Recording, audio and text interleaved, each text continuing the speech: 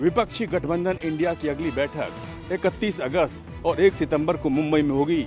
इस बैठक में साझा कार्यक्रम पर चर्चा होगी। विपक्षी गठबंधन Indian national development inclusive alliance की अगली बैठक के लिए तिथि और स्थान को लेकर सहमति बन चुकी है। यह तीसरी बैठक मुंबई के पवई में 31 अगस्त और 1 सितंबर को प्रस्तावित है।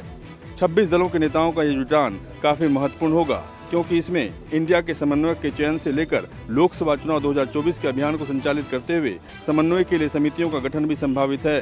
मोदी सरकार को सत्ता से बेदखल करने के लिए 26 विपक्षी दलों ने इंडिया का गठन किया है। जून में पटना में हुई इन विपक्षी दलों की पहली बैठक के साथ आने के लिए नेताओं के बीच सुलह सहमति बनी। राजग प्रत्याशी के विरुद्ध विपक्ष का संयुक्त उम्मीदवार लड़ाने की रणनीति पर भी सभी दलीय नेता सहमत हुए। इसके बाद पिछले माह बेंगलुरु में हुई बैठक में कांग्रेस अध्यक्ष मल्लिकार्जुन खड़गे की ओर से विपक्षी गठबंधन के लिए Indian national developmental inclusive alliance के नाम से प्रस्तावित किया गया, जिस पर सर्वसम्मति से अंतिम रूप से मोहर लगा दी गई। कैमरा पर्सन रफीक के साथ रमन कुमार, दिल्ली, न्यूज़ 24। बीजेपी विपक्षी गठबंधन इंडिया को घमंडिया के नाम से प्रचारित करने की तैयारी कर रही है और बहुत संभव है कि पार्टी इसके लिए पूरे देश भर में कैंपेन भी चलाए।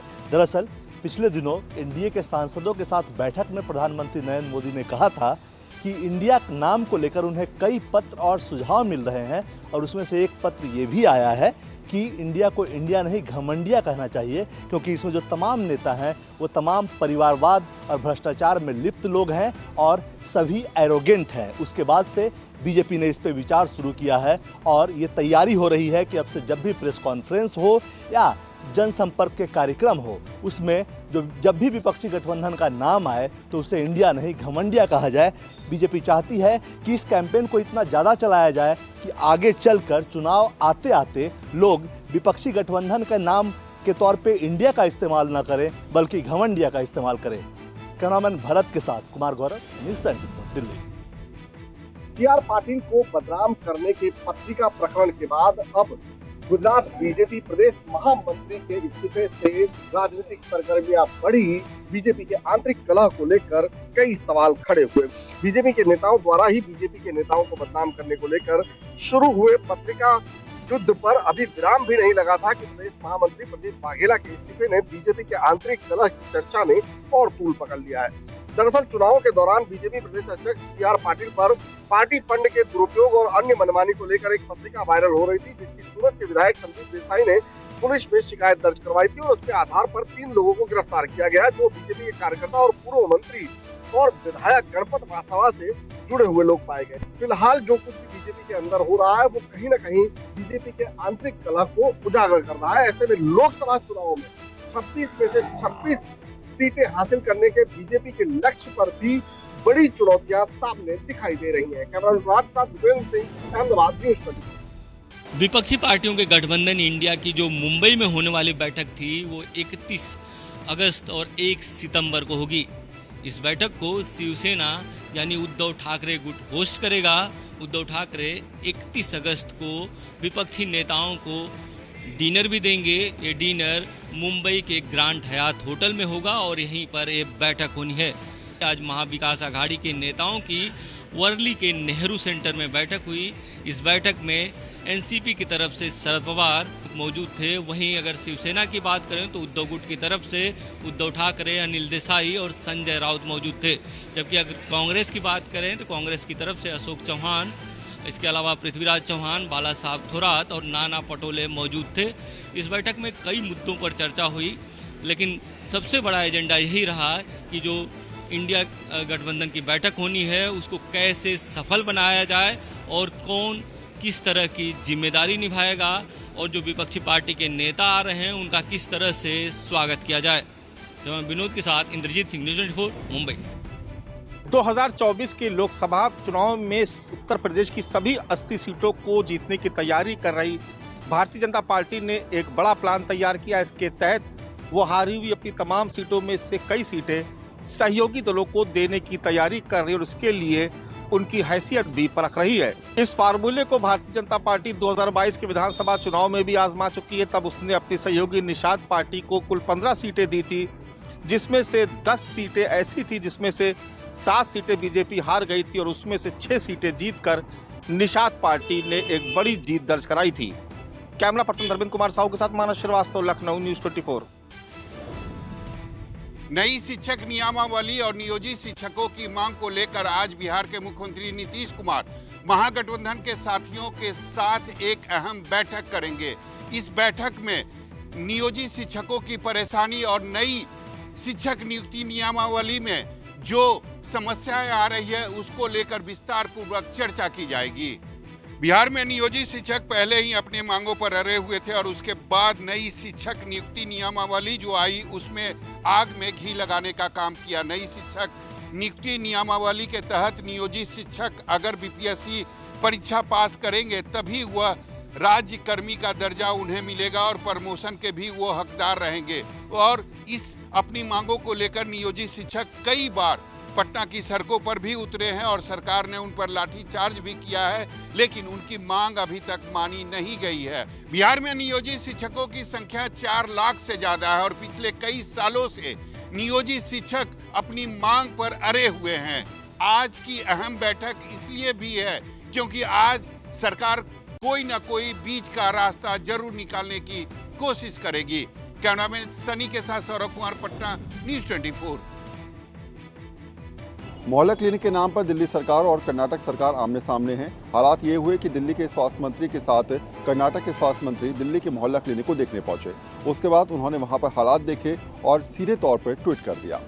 शुक्रवार को कर्नाटक के स्वास्थ्य मंत्री दिनेश गुंडूराव केजरीवाल सरकार के मोहल्ला क्लिनिक देखने आए। दिल्ली के स्वास्थ्य मंत्री सौरभ भारद्वाज के साथ उन्होंने शाहपुर जट स्थित पंचशील पार्क में स्थापित मोहल्ला क्लिनिक का दौरा किया और उसका जायजा लिया। मंत्री दिनेश राव ने मीडिया से बातचीत के दौरान कहा कि दिल्ली के मोहल्ला क्लिनिक मॉडल को देखकर हम कर्नाटक के क्लिनिक में क्या बदलाव कर सकते हैं, हम यही देखने आए थे। इसके बाद कर्नाटक के स्वास्थ्य मंत्री का एक ट्वीट सामने आया जिसमें उनके विचार पूरी तरीके से बदले हुए नजर आए। दरअसल कर्नाटक के स्वास्थ्य मंत्री दिनेश गुंडूराव ने ट्वीट कर लिखा कि दिल्ली में एक मोहल्ला क्लिनिक का दौरा किया जहां बहुत कम लोग थे। कर्नाटक में हमारे क्लिनिकों में मरीजों के लिए तत्काल परीक्षण करने के लिए प्रयोगशाला सहित अधिक सुविधाएं हैं। वहीं आम आदमी पार्टी ने इस पूरे मामले पर अपने संज्ञान लेते हुए वक्तव्य दिया। उन्होंने कहा कि स्वास्थ्य मंत्री दिनेश गुंडूराव के विधानसभा क्षेत्र गांधीनगर में स्थापित नम्मा क्लिनिक का दौरा आम आदमी पार्टी ने किया था और वहां के हालात बद से बदतर थे। कैमरा पर्सन मिंटू सिंह के साथ वरुण सिन्हा, न्यूज़ 24। नूह इलाके में 31 जुलाई को हुई हिंसा के बाद आज 5वां दिन है जब इलाके में पाबंदियां लगी हुई हैं। हालांकि समय समय पर उन पर ढील दी जा रही है, लेकिन यहां पर प्रशासन दावा कर रहा है कि हालात सामान्य हैं, लेकिन लोग मानने को तैयार नहीं है कि हालात सामान्य हुए हैं। ना ही वो कर्फ्यू में जब ढील दी गई तो उस टाइम अपनी दुकानें खोलने को तैयार हैं। जो प्रशासन है वो लगातार इस कोशिश में लगा हुआ है कि हालात को सामान्य बनाया जा सके और उसके लिए लगातार कड़े कदम भी उठाए जा रहे हैं और बुलडोजर की कार्रवाई पूरे नूह इलाके में शुरू की जा चुकी है। अगर पिछले 24 घंटे की बात करें तो 300 से ज़्यादा ऐसे स्ट्रक्चर हैं, अवैध स्ट्रक्चर थे जिन्हें गिराया गया है। नूह इलाके की बात करें तो फिलहाल यहाँ पर हिंसा के बाद 5 दिन हो चुके हैं। हालात प्रशासन लगातार सामान्य होने का दावा कर रहा है, लेकिन जनता है कि मानने को तैयार नहीं है और अभी भी उनमें कहीं ना कहीं डर बना हुआ है। कंसन कलिकांत के साथ कमल कौशिक, न्यूज़ 24, नूह मेवात, हरियाणा। बनारस की ज्ञानव्यापी परिसर का सर्वे आज दूसरे दिन भी लगातार जारी है। खास बात ये भी है कि एएसआई की टीम के साथ साथ हिंदू और मुस्लिम दोनों पक्षों के लोग आज सर्वे के दौरान मौजूद हैं। दरअसल आज ज्ञानव्यापी परिसर के सर्वे का दूसरा दिन है। सुबह 9 बजे से सर्वे का कार्य शुरू किया गया है। अब तक की जानकारी के मुताबिक आज एएसआई की टीम ने गुम्बद के निचले हिस्से, बड़े हॉल के साथ पश्चिमी दीवार पर भी सर्वे किया है। दोपहर बाद सर्वे के काम से बाहर निकले हिंदू पक्ष के वकील सुभाष नंदन चतुर्वेदी और सुधीर त्रिपाठी ने कहा कि सर्वे के दौरान ऐसे कई चिन्ह और कलाकृतियां मिली हैं जो हमारे दावे को मजबूत करती हैं, लेकिन असली बात उस वक्त और साफ हो जाएगी जब ज्ञानव्यापी परिसर में तहखाने का सर्वे पूरा होगा। दूसरे दिन के सर्वे के दौरान आर मुस्लिम पक्ष ने भी अपनी मौजूदगी दर्ज कराई है। हिंदू पक्ष की तरफ से इस बात का दावा किया जा रहा है कि सर्वे के दौरान जिस तरह के चिन्ह और कलाकृतियां मिल रही हैं, उससे उनके दावे को और मजबूती मिलने वाली है। कैमरा पर्सन सचिन सैनी के साथ अशोक तिवारी, बनारस, न्यूज़ 24। मध्य प्रदेश में चुनावी साल में तमाम नेता कथा के सहारे अपनी चुनावी नैया पार करना चाहते हैं। यही वजह है कि बीजेपी के तमाम नेताओं के बाद अब एक बड़ी कथा छिंदवाड़ा में हो रही है। छिंदवाड़ा के सिमरिया में जिस कथा का जो का पूरा जिम्मा है वो कमलनाथ और उनके बेटे नकुलनाथ यहाँ पर संभाल रहे हैं। देखिए इस तरह के छिंदवाड़ा में आप देखेंगे तो पोस्टर्स जो हैं वो यहाँ पर लगे हुए हैं। ऐसे करीब लाखों पोस्टर हैं जो यहाँ पर नजर आएंगे। ये कांग्रेस का कार्यालय है ठीक सामने, और कांग्रेस के कार्यालय के पास आप देखेंगे तो इस तरह की पोस्टर लगे हुए हैं जिसमें आमंत्रण दिया गया है कथा का, जो कि आज से यहाँ पर शुरू हो चुकी है। दिव्य कथा जो हो रही है, जिसे खुद बागेश्वर बाबा धीरेन कृष्ण शास्त्री यहाँ पर कर रहे हैं। 3 दिन तक ही कथा चलेगी, लेकिन जो तस्वीरें आप देख रहे हैं, जिस तरह की जो पोस्टर्स हैं, उनमें आप देखेंगे तो एक भव्य मूर्ति हनुमान जी की जो नजर आ रही, जो 108 फीट की मूर्ति सिमरिया गांव के मंदिर में ये मूर्ति खुद कमलनाथ ने यहाँ पर स्थापित करवाई थी और जो मंदिर बनवाया था उसी के पास ये कथा का आयोजन हो रहा है और ये कथा 3 दिन तक चलेगी। कैमरा पर्सन कमलेश व्यास के साथ विपिन श्रीवास्तव, न्यूज़ 24 छिंदवाड़ा। बिहार में बढ़ते प्रदूषण को देखते हुए बिहार वन एवं पर्यावरण विभाग ने यह फैसला लिया है कि महीने के हर शुक्रवार को सभी राज्यकर्मी और जो भी अधिकारी होंगे वह अपने दफ्तर या तो पैदल आएंगे या फिर साइकिल से आएंगे या फिर रिक्शे से आएंगे या फिर इलेक्ट्रिक वाहन से आएंगे। विभाग की ओर से जारी निर्देश में कहा गया है कि राज्य में यातायात साधनों से बढ़ रहे प्रदूषण को देखते हुए प्रदूषण रहित पर्यावरण बनाने की दिशा में विभाग की तरफ से यह पहल की गई है। गौरतलब है कि कई बार वन एवं पर्यावरण मंत्री तेज प्रताप यादव भी साइकिल से यात्रा कर इसे बढ़ावा देने का मैसेज दे चुके हैं। बिहार में प्रदूषण लगातार बढ़ रहा है, इसीलिए वन एवं पर्यावरण विभाग ने एक छोटी सी पहल की है कि लोग जागरूक हो और सप्ताह में एक दिन अपने निजी वाहन का इस्तेमाल ना करें। कैमरामैन ऋषि के साथ सौरभ कुमार, पटना, न्यूज़ 24। दक्षिणी कश्मीर के हालन कुलगाम इलाके में कल देर शाम जम्मू कश्मीर पुलिस, सेना और सुरक्षा बलों द्वारा मिलिटेंटों के खिलाफ एक बड़ा ऑपरेशन शुरू किया गया। दोनों तरफ से भीषण गोलीबारी हुई, जिसके चलते 3 सेना के जवान इस गोलीबारी में घायल हो गए। हालांकि सेना ने भी जवाबी कार्रवाई की, लेकिन क्योंकि इलाका जंगल का था, घना जंगल और पहाड़ी इलाका, इसके चलते मिलिटेंट कहीं छुप गए और इस दौरान सेना ने अपने घायल जवानों को यहां से इवैक्यूएट किया और हॉस्पिटल पहुंचाया। हेलीकॉप्टर के जरिए, ड्रोन के जरिए, स्निफर डॉग्स के जरिए इन आतंकियों को ढूंढने की पूरी कोशिश की जा रही है, जिनके साथ ये कल मुठभेड़ शुरू हुई थी और पूरे इलाके को घेर लिया गया है। कैमरामैन मुजुम रशीद के साथ आसिफ साहब, श्रीनगर, न्यूज़ 24। अतीक अहमद और अशरफ की बेनामी अवैध प्रॉपर्टी को बेचने के लिए उनके वकील विजय मिश्रा ने एक फुल प्रूफ प्लान तैयार किया था, जिसमें नेपाल का रहने वाला एक माफिया विजय के संपर्क में आता है और विजय नेपाल के उस माफिया के साथ लखनऊ में एक 5 स्टार होटल में बैठक करने के लिए 5 दिनों तक वो इंतजार करता रहता है। पूछताछ में यह भी खुलासा हुआ है कि कुल 12 करोड़ रुपए की अवैध बेनामी संपत्ति विजय मिश्रा उस माफिया के जरिए बेचने जा रहा था, जिसके लिए शाइस्ता प्रवीण या फिर अशरफ की पत्नी जैनब को भी उस बैठक में मौजूद रहना था, जिससे कि डील को पूरी तरह से फाइनल किया जा सके और एक बड़ी मोटी रकम कमीशन के तौर पर विजय मिश्रा को मिलने वाली थी। कैमरामैन अविनाश राणा के साथ दीपक दुबे, न्यूज़ 24, दिल्ली। देश की सबसे अमीर महानगर पालिका यानी कि बीएमसी में गड़बड़झाला और स्कैम का सिलसिला लगातार जारी है। बीएमसी में भ्रष्टाचार के 2 बड़े मामले सामने आए हैं। पहला तो बीएमसी द्वारा संचालित अस्पतालों में दवा की खरीद फेरी में हेराफेरी का मामला सामने आया है और दूसरा कोविड काल में महंगे दर पर डेड बॉडी बैग खरीदने का भी मामला सामने आया है। महाराष्ट्र विधानसभा में कहा गया कि मुंबई नगर निकाय हर साल स्वास्थ्य सेवाओं पर औसतन लगभग 4,000 करोड़ रुपए खर्च करता है, लेकिन दुर्भाग्य से स्वास्थ्य सेवाएं प्रदान करने में हेराफेरी की जा रही है। नागरिक अस्पतालों में आने वाले मरीजों को आवश्यक दवाएं बाहर से खरीदने के लिए और इसके साथ ही बेसिक टेस्ट जैसे कि एक्सरे और सोनोग्राफी जैसे विभिन्न परीक्षण भी बाहर से किए जाने के लिए कहा जाता है। मुंबई पुलिस की ईओडब्ल्यू विंग कोविड काल के दौरान हुए स्कैम की जांच कर रही है। आरोप है कि 1500 करोड़ के डेड बॉडी बैग को करीब 6,700 करोड़ में खरीदा गया था।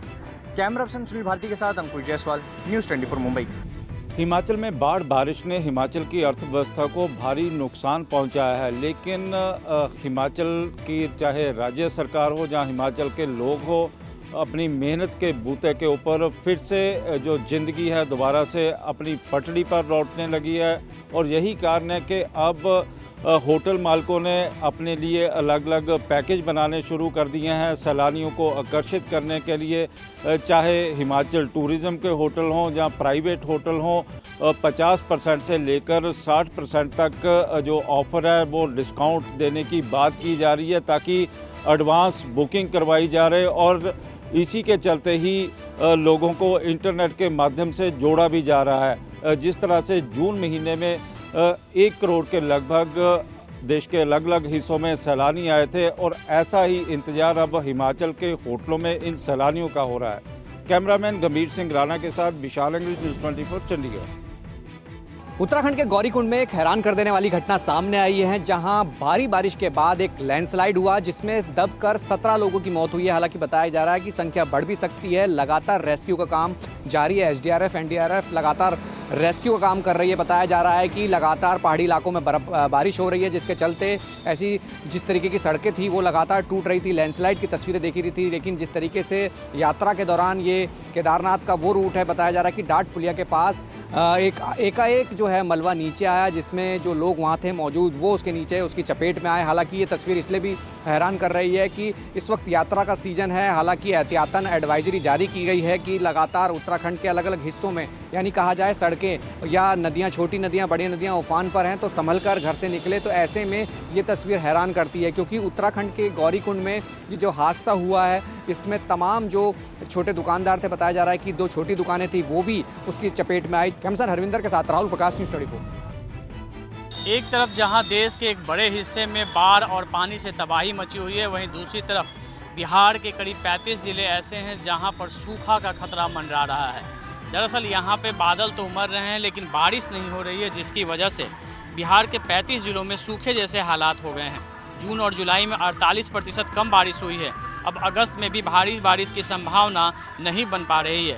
मौसम विभाग की माने तो इस साल अगस्त में अगर 319 mm बारिश होती है तब जाकर हालात सामान्य हो पाएगा, लेकिन इसकी संभावना बेहद कम हो रही है।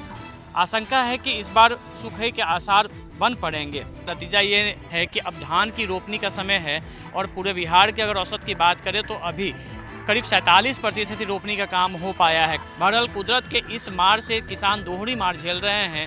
एक तरफ तो कुदरत की बारिश नहीं हो रही है, दूसरी तरफ सरकार सिर्फ अब भी आश्वासन ही दे रही है। नतीजा ये है कि जहां खेत सूख रहे हैं वह किसानों के आंखों में आंसू है। कैमरामैन सनी के साथ अमिताभ ओझा, पटना, न्यूज़ 24। राजधानी दिल्ली में एक हैरान कर देने वाली घटना सामने आई है, जहां नकली अधिकारी, यानी कहा जाए कि असली अधिकारी नकली रेड करने पहुंचे थे, लेकिन जब खाली हाथ लौटे तो ये पता चला कि वो फर्जी रेड थी, जहां उनको गिरफ्तार भी किया गया। ये घटना इसलिए भी हैरान कर रही है कि दिल्ली के जनकपुरी में हुई है और घटना इस तरह बताया जा रहा है कि सुबह 8:30 बजे के करीब 7 लोग घर के अंदर पहुँचते हैं और घर के अंदर जाने के बाद वो कहते हैं कि इनकम टैक्स की रेड है, आपने टैक्स जमा नहीं किया और आपको पैसा देना है। इसके बात को लेकर जब तमाम घर में जो लोग थे वो अंदर थे, जिनके फ़ोन ले लिए जाते हैं। लगभग 15 मिनट का ये वक्त था, जिन्होंने बताया कि 15 मिनट घर पे रहे और उसके बाद वो जब उनको कुछ नहीं मिला तो लगे हाथ चले गए, लेकिन उस बात को भी कह के गए कि आप इस मामले को सेटल कीजिए, नहीं तो दिक्कत होगी। जब पूरे घटना की जानकारी परिवार को लगी, परिवार ने पुलिस को इत्तला की और पुलिस ने जब मामले की जानकारी निकाली तो सामने आया सच कि जो लोग आए थे, एक head constable crime branch Delhi police का था, एक इनकम टैक्स में जो कहा जाए कि एक आईजी, एक बड़े अधिकारी का पीएस था, वो वहाँ मौजूद था। स्पेशल 26 की तर्ज पर इस रेड को अंजाम देने की कोशिश की गई थी, लेकिन खाली हाथ लौट के असली अधिकारी नकली रेड और कहा जाए कि गिरफ्तारी। तो फिलहाल कहा जा सकता है पुलिस इस पूरे मामले की जांच कर रही है। कैमरामैन हरिंदर के साथ राहुल प्रकाश, 24, दिल्ली। मुंबई की लाइफलाइन कही जाने वाली बस में फिलहाल हड़ताल चल रही है और यह हड़ताल ठेका तरीके से काम करने वाले अस्थायी कर्मचारियों ने की है। यह हड़ताल महज एक घाटकोपर डिपो से शुरू हुई थी, अब ये 18 डिपो तक पहुंच चुकी है। नुकसान ये हो रहा है कि बस की 1400 बसें जो सड़क से नदारद हो चुकी है। लाखों मुंबईकर रोजाना बस से सफर करते हैं और अपने काम में वहां पर चले जाते हैं, लेकिन बस की ज्यादातर बसें फिलहाल रास्ते से गायब है। जो कर्मचारी स्ट्राइक पर गए हैं उनका ये कहना है कि हम अस्थायी तौर पर कॉन्ट्रैक्ट बेसिस पे काम कर रहे हैं, लेकिन पिछले 3 सालों से बस ने उनके वेतन में कोई भी वृद्धि नहीं की है, जिसके चलते आखिरकार उन्हें ये स्ट्राइक करनी पड़ी, क्योंकि कम सैलरी में उनका घर नहीं चल रहा। बस प्रशासन लगातार प्रयास कर रही है कि ये अस्थायी कर्मचारी वापस काम पर लौटे। कैमरामैन राजेंद्र सिंह खाती के साथ विनोद जगदाले, न्यूज़ 24 मुंबई।